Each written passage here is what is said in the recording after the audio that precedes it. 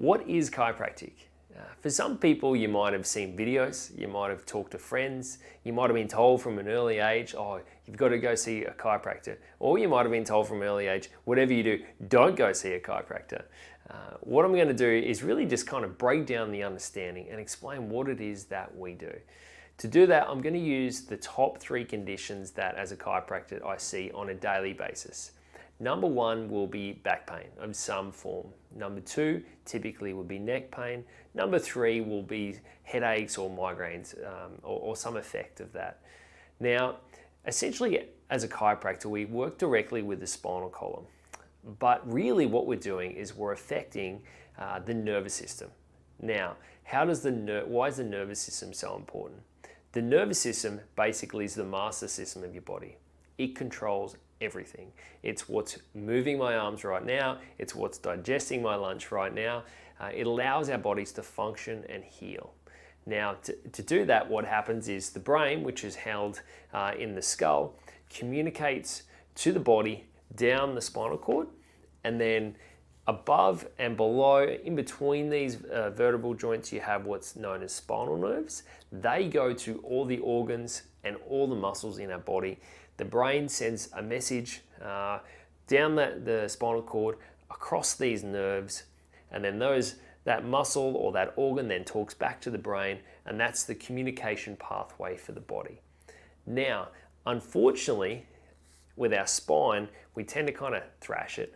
We tend to abuse it, and unfortunately, what happens typically through some form of trauma, whether it's a major trauma, a car accident, or a major fall, or micro traumas, repetitive actions. But what I'm seeing today is a lot of postural stress that's on there. Now, essentially what happens is when we use our spine in ways that it's not designed, it puts pressure and obstructs the nerves that come out of the spine. And essentially what I mean by that is you've got these little nerve roots.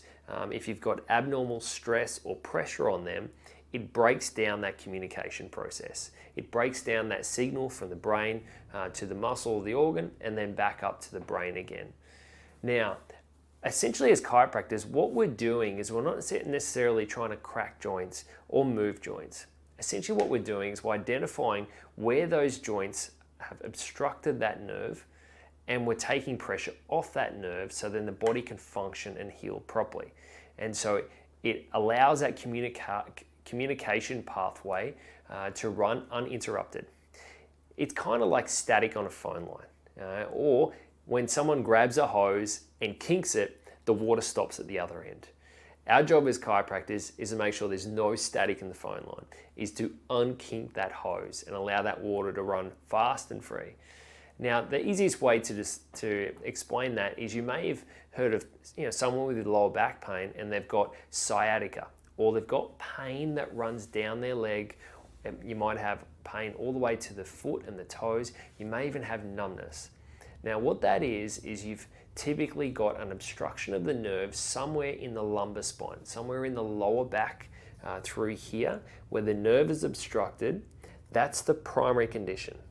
Now, what that does is obstructs that nerve, and wherever that nerve goes, it causes a secondary condition, and that's the numbness or the pain that you get.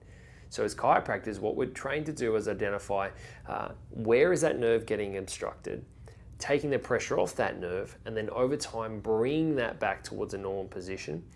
And over time, guess what happens to the secondary symptoms? They gradually just calm down.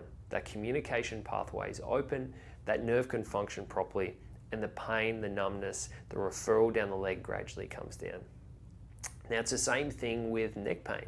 You might hear of someone with neck pain also has pain in their shoulder, maybe even down their arm. You might find that you're waking up with numbness in your arm. It's the same premise.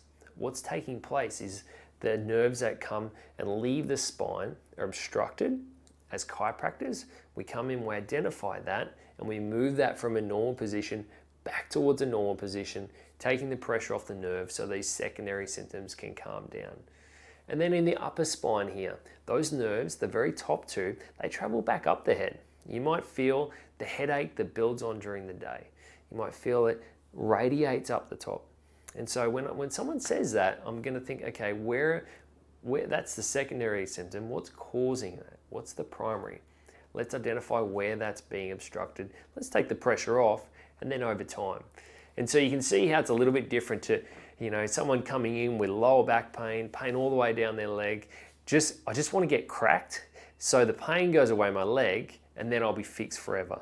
And so, when we're dealing with the spine and the nervous system, it's a very delicate system, and that's why we're thorough. That's why in the first couple of visits, it does take a long time. We do take a long time to find the problem. We take a long time to explain the problem, and then really just communicate that pathway back to better health. So hopefully this builds a bridge around what is chiropractic. It's not just a crack the spine, make lots of noises. We want to help you identify, 1, what's the cause of the problem? 2, how's that affecting you? And 3, how can we correct that problem and teach you how to manage that moving forward?